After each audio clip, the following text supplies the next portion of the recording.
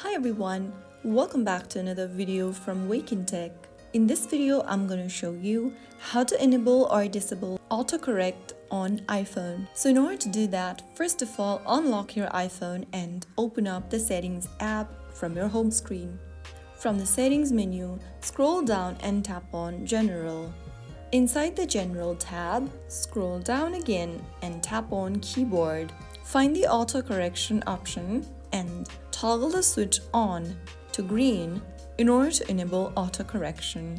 Autocorrection will automatically fix common spelling mistakes as you type. To turn off autocorrection, you'll need to come back to this page and toggle off the button and turn it to gray. And that is how you easily enable and disable autocorrection feature on your iPhone in just a couple of steps. If you found the video to be helpful, don't forget to like, share, and subscribe to our channel for more iPhone tutorials. I will see you in the next video. Stay tuned till then.